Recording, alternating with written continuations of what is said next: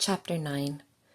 The Most High renews all his favors and benefits in the Most Holy Mary, and, as the ultimate preparation for the Incarnation, makes her sovereign and queen of all the universe.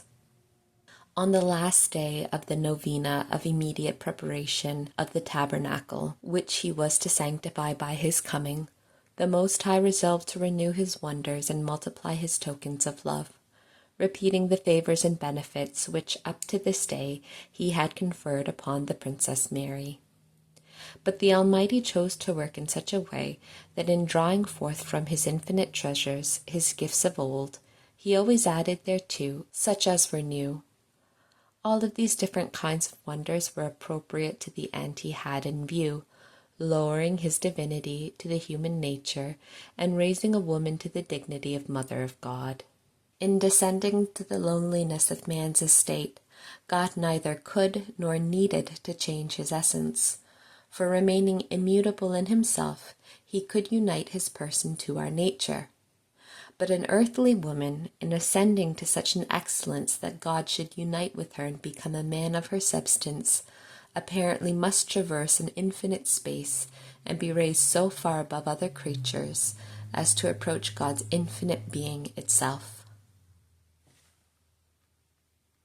The day had then arrived in which Most Holy Mary was to reach the last stage and be placed so close to God as to become his mother. In that night, at the hour of greater silence, she was again called by the same Lord as it had happened on the other days. The humble and prudent queen responded, "My heart is prepared, my Lord and exalted Sovereign. Let thy divine pleasure be fulfilled in me."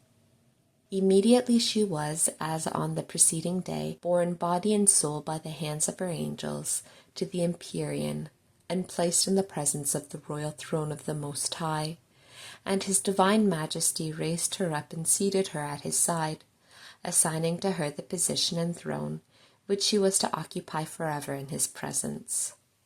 Next to the one reserved for the incarnate Word, it was the highest and the most proximate to God himself, for it excelled incomparably that of any of the other blessed, and that of all of them together. From this position she saw the divinity by an abstractive vision, as at other times, and his majesty, hiding from her the dignity of Mother of God, manifested to her such unusual and such high sacraments that on account of their sublimity and my insignificant capacities, I cannot describe them. Again she saw in the divinity all things created and many other possible and future ones. The corporeal things God manifested and made known to her by corporeal and sensible images, as if they had been presented to her ocular vision. The fabric of the universe, which before this she had known in parts, now appeared to her in its entirety, distinctly pictured as upon canvas, with all the creatures contained therein. She saw the harmony, order, connection, and dependence of each toward each, and of the divine will, which had created them, governs and preserves them, each in its place and mode of existence. Again, she saw all the heavens and the stars, the elements, and those that lived in them, purgatory, limbo, hell, and all the occupants of these caverns.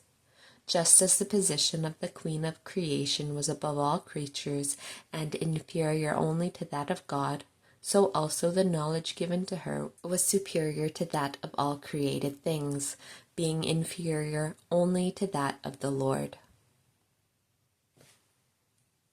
While thus the heavenly lady was lost in admiration of what the Almighty showed to her, and was wrapped in praise and exaltation of the Lord, his Majesty spoke to her and said, "My chosen dove, all the visible creatures which thou beholdest, I have created and preserved in all their variety and beauty by my providence, solely for the love of men.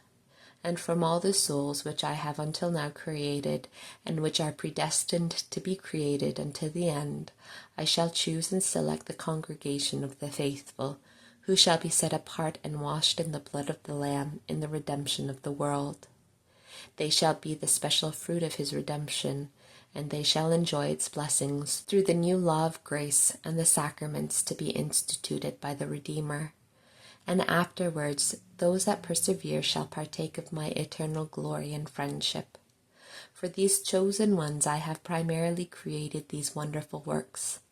And if all of them would strive to serve me, adore and acknowledge my holy name, as far as I am concerned, I would, for each and every one of them, create these great treasures, and assign all over to them as their possession.